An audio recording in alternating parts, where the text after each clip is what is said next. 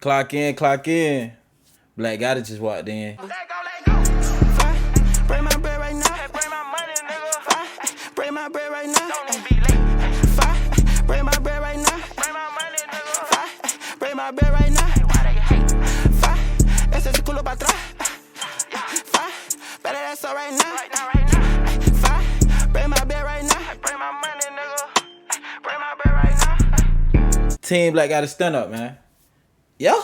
Right now we finna get into this video with the Vultures versus BLEEDAS. One of BR's most craziest stories. I know y'all already know sad situations been revolving around BR right now, you feel me? BLEEDAS have been going through some traumatizing situations, and hell, everybody else around the scenery been going through some traumatizing situations. A lot of people felt like the beef between BLEEDAS and NBA was as big as this beef. You guys told me to come see this video because y'all feel like they having more of an issue than anybody else in the city.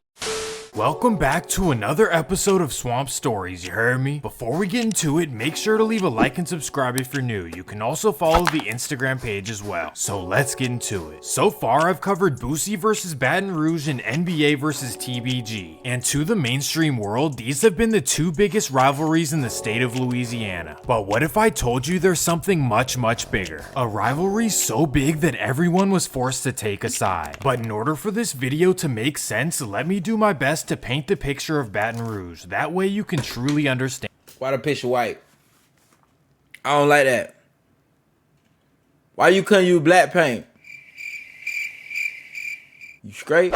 Baton Rouge, Louisiana. This city is pretty much an overgrown country town. Most American cities are set up the same way. They have a large downtown where there are lots of tall buildings and businesses everywhere. Then you have your upscale neighborhoods, a couple rough areas, and surrounding suburbs. They have everything that's essential to a city feel: walkable streets, public transportation, and dense population. Well, Baton Rouge has none of this. Instead, it's literally just an overgrown country town, like I said before. Originally, the city was just another poor town along the Mississippi River, and because of that, the only city-like thing is a 2-block downtown that has nothing going on. Then outside the downtown area, it's either poor or suburban. There's no in between. Here's how it works. The general rule of thumb is that anything south of Florida Boulevard is suburban. That means endless cul-de-sacs, identical brick houses, and man-made ponds. Now, there are a couple of exceptions, so don't go crazy in the comments. The first exception is the top of South Baton Rouge, where Fredo Bang and Kevin Gates are from. And then you have the bottom, where Lil Boosie is from. Then you also have one street called Gardere Lane. That may seem like a lot, given you know how crazy those rivalries are. However, this entire area makes up less than 10% of Baton Rouge's crime. And that means that the rest of the 90% all occurs above Florida Boulevard. So let me break it down. The entire north of Baton Rouge is falling apart. Unlike many cities where luxury apartments get built in the hood, North Baton Rouge has none of that going on. In fact, there are abandoned houses on every block. The only businesses you'll see are Circle K gas stations, McDonald's, Popeyes, Domino's, and Dollar Generals. So you may be wondering how things got this way, and actually there's a simple answer. Unlike Detroit or South Central LA, North Baton Rouge never had money and the land was never valuable. And that's for one unfortunate reason. There's a massive chemical refinery that pollutes and stinks up the entire North Baton Rouge area. The refineries cover 4.3 miles of land. That's more than half the size of San Francisco. Well, because of all the burning chemicals and plastics, the area is known as Cancer Alley. There are elevated levels of disease in North Baton Rouge, and that's a huge reason for the economic struggle. Well, not only is the area unhealthy to live in, but it's also incredibly dangerous. The entire North Baton Rouge is divided, and unfortunately, it's only getting worse. But before we get into it, let me run the intro.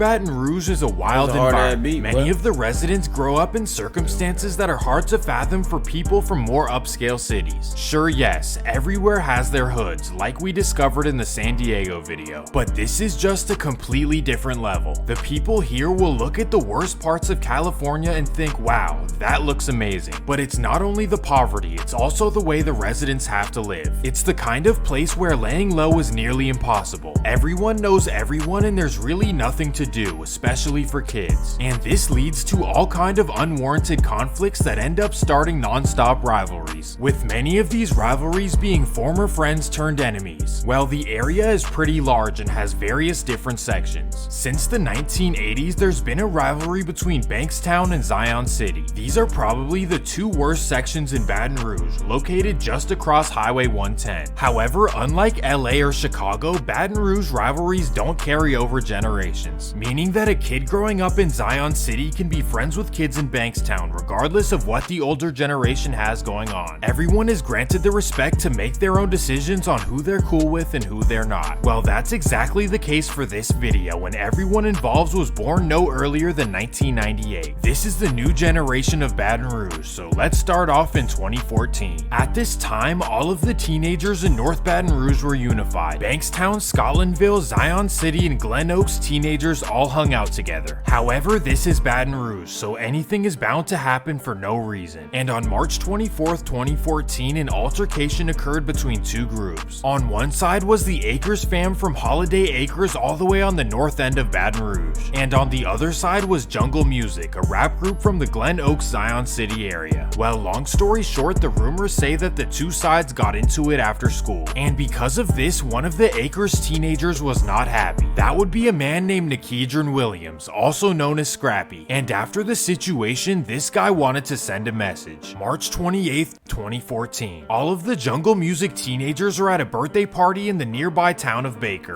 The Jungle Music rappers are performing with their friends and everyone is having a great time. But that's when Scrappy gets word of the party, which is not too far from his residence. So he instantly hops in his car and heads up to Baker. He arrives at 12 p.m. Scrappy got 40 years after taking a plea deal. This was the first incident where things got serious, and everyone in North Baton Rouge except Acres fam celebrated the life of Kimon and DeAndre. This meant that Bankstown and Scotlandville did too, which may not seem important, but eventually all of this will make sense. Another thing that will make sense is that DeAndre, also known as Crazy Trey, was best friends with Fredo Bang. But for now, let's focus on the fact that everyone was close friends for 6 years after this. However, all the friendship went to waste in 2020. Petty disagreements took place and everyone in Baton Rouge was instantly forced to choose a side. The former friends became enemies, so let me break it down. I'll simplify it by saying that there are two sides, the Vultures and the BLEEDAS. So let's start with the BLEEDAS. After Kimon passed away, his two younger brothers began rapping. They started a group called the BLEEDAS, and from there, everyone around them started using the name. The brothers go by Co-BLEEDA and True BLEEDA, and they're both from Glen Oaks. Then you have Zion City, who are located right next door. They're known as the 5400 Boys and are represented by TG Commas, who's the best rapper out of everyone. Then you have 5400 Dice along with 5400 Lucci. That's the BLEEDA's presence in North Baton Rouge. But it doesn't end there, so here are their allies. Because Fredo Bang was friends with Crazy Trey, TBG are cool with the BLEEDAS side. You can often see them in each other's music videos. Well, TBG is located in South Baton Rouge around the Terrace Avenue area. Then also aligned with them you have 300. 300 consists of two neighborhoods, Mall City in North Baton Rouge and Gardier in South Baton Rouge. These are definitely two of the ugliest neighborhoods I've ever seen. Anyways, 300 is represented by the rappers Rel Bang and Taz 3Ds. And lastly, let's head all the way down the river to a small town called Convent, Louisiana. And here you have a section called 4Gs. They're represented by a rapper named 40 Glock U, and he's actually pretty hard. So that's the BLEEDAS side, and now let's cover the Vulture side.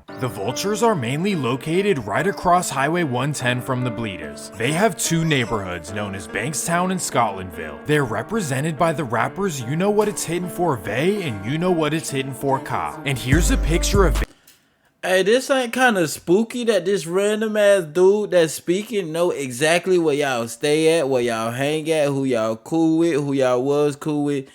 Like, this ain't kind of weird to y'all, fam? Or is it just me thinking that way? Bay with Kimon and the BLEEDAS in 2014. It's really wild that they were all once friends. Well, the Vultures allies list is pretty long as well. First you have Sherwood, located east of North Baton Rouge. These guys go by Six the Crew, and their main rapper is B-Way Youngie, who happens to be the younger brother of YB. And because of that, the entire NBA 4K Trey side rolls with the Vultures. That includes NBA Ben 10, who also happens to be cousins with the Vultures rappers. And lastly, you have the small town of Plaquemine, located across the Mississippi River from Baton Rouge, and they're represented by a rapper named P. Youngin. Everyone I just mentioned is as hard as they come, both in music and in real life. These are all people who you don't want to piss off whatsoever. There's nothing documented on how the rivalry actually started, but according to Reddit, it was boiling up for a couple of years. That meant that the friendships had fallen apart, but it wasn't serious enough to take action. However, since then, it has definitely progressed. With the two sides to the city, things are wild and out of control. The incidents take place all over the metro area. That means suburban areas, small towns, and freeways. And because of this, solving incidents is extremely difficult for local authorities. That also means that I'm not able to remotely scratch the surface, but here is what BRPD knows. It all started with a Vultures rapper named You Know What It's Hittin' For Ka. His real name is Malika, and he has a reputation of being the ladies' man of Baton Rouge for obvious reasons. But don't be deceived by his good looks, because Malika is nothing to play with. In fact, in 2020, he went down for the passing of South Baton Rouge rapper BME Beezy. It turns out that Malika was allegedly caught with the baby mother and justifiably defended himself. To this day, they don't know whether he was set up by her or if the man was upset of him being with his girl, but all of that is just speculation. Either way, after weeks of investigating, his charges were all dropped. But unfortunately, the same situation would possibly repeat itself once again. October 25th, 2021, 11 a.m. Malika is at the Holiday Inn Motel in Mid-City. What he's doing there, we can all make an assumption. Well, this is a nicer part of town where you can kind of lay low and take a deep breath. So after a long night, he checks out of the hotel and heads to his car. But that's when a man approaches. Bang! How they knew his location is very sketchy, because that's not a typical place to be. Someone would have to give you the drop. Either way, this was the first Boy, something about these girls, boy. It ain't sweet, it ain't sweet, it ain't sweet. Even though it probably tasted sweet. Females be sour, my brother. You can't tell me she ain't gay to draw. Major loss for the Vultures, and it definitely took the rivalry to new heights. However, this wouldn't be the end for them. October 28th, 2021. NBA Ben 10's right-hand man Moo Gotti is in his Sherwood Forest neighborhood, and that's when a car pulls up to West Catalpa Street. At first glance, this was attributed to the BLEEDAS, but according to Baton Rouge Reddit, that's completely wrong. None of this makes sense, and I won't even try to figure it out. Either way, just 2 days later, the Vulture side would take another loss. December 2nd, 2021. NBA Ben 10 and his cousin Marvin, also known as Jug, are driving up I-10 from New Orleans to Baton Rouge. Well, as they pass the town of Prairieville, a car pulls up beside them. Bang! This loss devastated the NBA and Vulture side, and unfortunately, the BLEEDAS would make all kinds of songs about it and make Instagram posts as well. However, this wouldn't pan out well for them. But first, let me explain this. Baton Rouge is a small city and there is barely anything to do. The city has one mall that people go to, and other than that, maybe there's a party on a Friday or Saturday. The point is that it's really easy to run into people, so if you have beef, it's not smart to be out and about. And that takes us to February 25th, 2022. Rappers True BLEEDA and Co BLEEDA are at the Mall of Louisiana, and at this point True BLEEDA is doing numbers, most likely on his way to national stardom. So when he walks through the mall, everyone notices him. Well, after doing some shopping, True BLEEDA and his friend Clifton Lindsay leave the mall. They get in their 2012 Chevy Malibu and head down Bluebonnet Boulevard, but that's when a car approaches. This was a major deal in Louisiana because True BLEEDA was on the verge of making it big. So for now, his brother Co BLEEDA and Real BLEEDA are carrying his legacy. In fact, together, all three rappers TG, Co, and Real are all potential stars if they play their cards right. Go check out a song called Go Back Inside by TG, Fire. Well, that takes us to April 14th, 2022. A man nicknamed Dubug from Bankstown goes down for what happened at the mall. You can see him in pictures with you know what it's hitting for Ka. However, after lack of evidence, Dubug was released. This is just a small fraction of what's going on between the Vultures and BLEEDAS. That's because I only included the public information that anyone can find online. All of these incidents are publicly documented, along with the 2 takedowns of 5,400 boys in Bankstown. But in reality, this is going down all over the Baton Rouge area. Now it's to the point where neutral rappers are being forced to take a side, even if they don't want to. For example, a rapper named HD4President blew up with the hit song. And of course, the local guys made a post about how he needs to choose a side. You can't even exist anymore without choosing sides in things that have nothing to do with you. On top of this, the affiliations cover far more than Baton Rouge. You heard how he said it at the end. It's either you gotta pick a side or you just not gonna be welcomed by nobody. You feel me? So I guess you gotta announce who you mess with, which is becoming weird in a way, bro. But yeah, this crazy though, for real. Let me know how y'all feel about this. Bring my bread right now. Bring my money, nigga. Bring my bread right now.